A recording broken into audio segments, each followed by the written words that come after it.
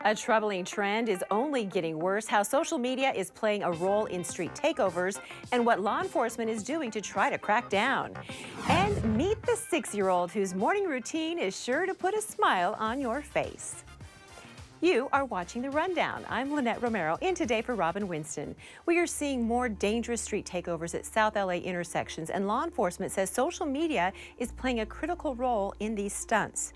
You can see how close spectators get to the cars doing donuts at one of the takeovers on Monday. And back in February, a woman's brother was killed by an out-of-control driver trying to get away from a street takeover near his home in Compton. She is convinced that takeovers are driven by social media profit. Deputies see the correlation too, and they are working on task forces to fight it. It's very hard to stop every single takeover because of the amount of takeovers, the amount of vehicles, with the limited resources that we do currently have. So it makes it tough for us to stop them from happening because there's just so many people involved in each takeover. I'm seeing there's channels dedicated to this content. They're doing it for views, they're getting paid, so they're monetizing from this activity. They're getting followers. The CHP is holding an awareness campaign this week, coinciding with the release of the new Fast X film. Speeding around school zones makes streets and neighborhoods unsafe, and that problem also seems to be getting worse. Now, according to a new survey from the nonprofit group Streets Are For Everyone, 65% of drivers speed more than 6 miles per hour over the posted limit near school zones around the state. A group gathered in Lakewood with other road safety advocates and families who've lost loved ones because of speeding. Realize that's about 30 miles per hour or greater. At that speed, a child only has a 40% chance of living if they're hit. We have a public health crisis around our schools on the issues of speeding. Some of the solutions being proposed are to install speed bumps, radar signs, and speed safety cameras near those school zones. And let's get a check on the forecast with meteorologist Belen de Leon. Hi there. Well, here's what you can expect in your weather for the rest of the week. Not a whole lot changing. At the coast, the weather will be cooler with clouds lingering. Inland, it's feeling like summer. Temperatures are above normal for the valleys, the Inland Empire, even the deserts, where highs are reaching the 80s and 90s this week. And in the mountains, that's where we have that humidity interacting with the sunshine, and it's bringing a chance for monsoon storms. Now, we're going to have that chance for monsoons all the way through the rest of the week, and we're getting to that time of the year when those afternoon storms are going to be more frequent. So a couple of tips to keep you guys safe. If you hear thunder, you're close enough to be hit by lightning, you need to seek shelter ASAP, and you shouldn't resume any outdoor activities until 30 minutes after the storm has passed.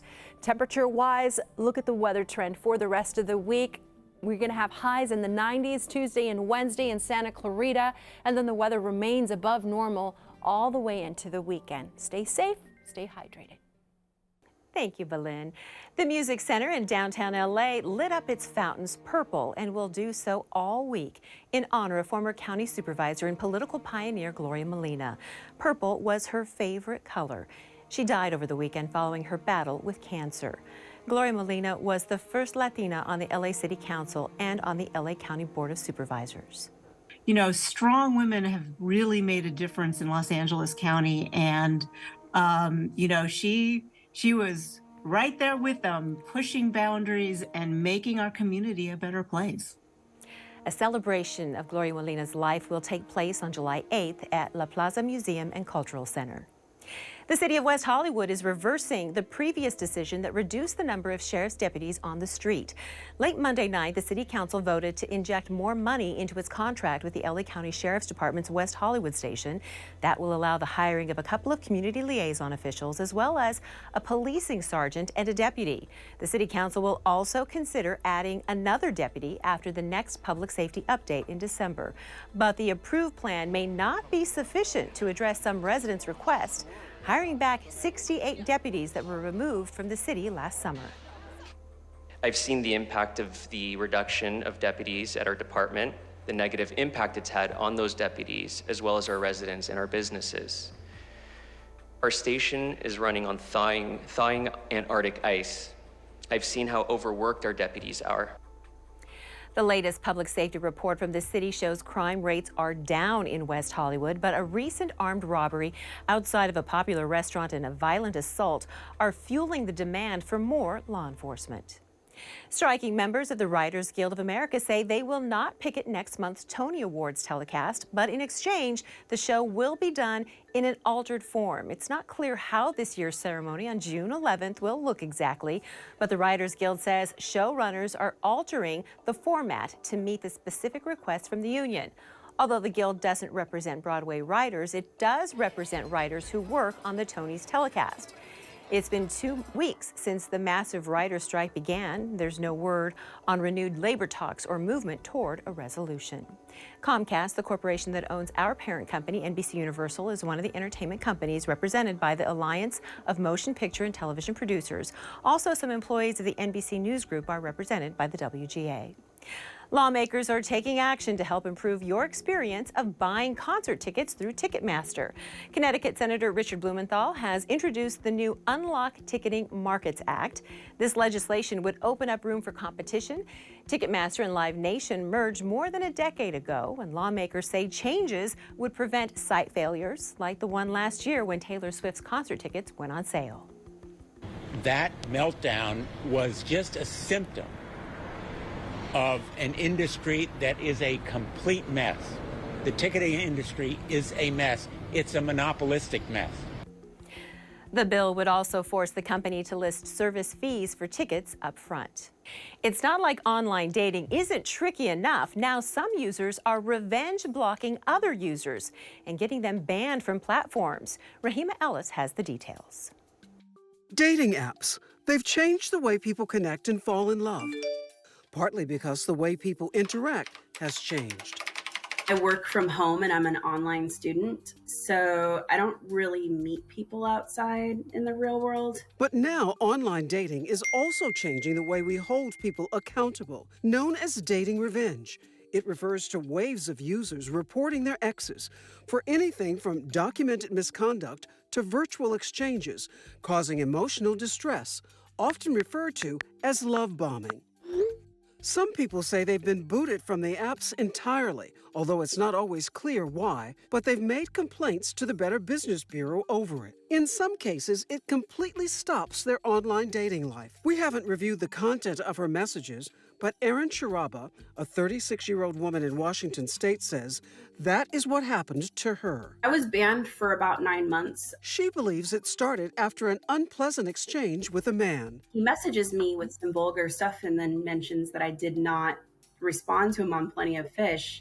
I was having issues getting past their terms of service. She thought that was the end of it. It wasn't. And then there was another guy that had asked to go to my house and I told him no. Right after that, within like 12 hours, I found out I was blocked. As you can see here, Erin got an email saying she was banned from Plenty of Fish for violating community guidelines and terms of use. It did not include specific details of why she was banned. We know that Plenty of Fish is owned by Match Group. She was also banned from Tinder and Hinge. We reached out to the apps for comment, but didn't hear back. Plenty of Fish's policy states all banned accounts are carefully reviewed before the decision is made.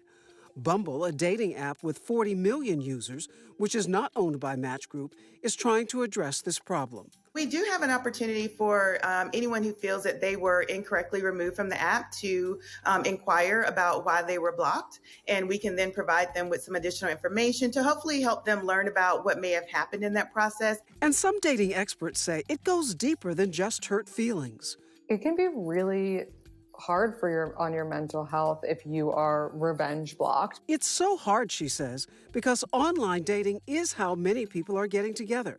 In fact, a recent study in 2019 shows that almost 40% of heterosexual couples met their partner online, almost double the number in just 1 decade. If you just take that away from somebody, it can be really challenging, especially if their mental health isn't in an amazing state to begin with. And so it's just not right. It's really messed up. In spite of the setbacks, Erin remained a believer, and she says it paid off for her. I actually ended up getting back on 2 months after I was reinstated and met my partner. Getting back to dating meant getting back online, where these days the game is played. All right, a massive swarm of bees caused some trouble in an Encino neighborhood. 2 people were stung and had to go to the hospital. The call came in on Monday afternoon. Now, in the video, you can see an LAPD volunteer who responded to the scene. Well, he was stung dozens of times. He even collapsed while trying to get away. The man was then treated by firefighters and taken to the hospital in stable condition. Firefighters told people to close their windows and remain indoors while a professional bee remover came in to work on the hive. When I was going to park my truck over there, the minute I look in the front windshield, there is like a cloud of hundreds of bees over there. This is not a normal behavior with these bees. The bee remover says the hive must have felt threatened by something or someone to cause this type of aggressive behavior. In the end, he had to poison the hive to deter the bees from coming back. Organizers of the LA Pride Parade have named this year's Grand Marshals, which includes a new honor for an ally who's passed away. Comedian Margaret Cho will serve as the Icon Grand Marshal. But new this year, organizers have also selected a Legacy Grand Marshal to honor someone who has made an impact on the LGBTQ+ community. This year, the honor goes to late actor Leslie Jordan, who suffered a heart attack in October. The ACLU of Southern California was named the Community Grand Marshal. A popular event is returning to West Hollywood after a pandemic hiatus. The West Hollywood Halloween Carnival will return this year. The annual extravaganza was canceled for 3 years during the pandemic. All right, so there's a 6-year-old little boy who has gone viral for how he starts his day every morning.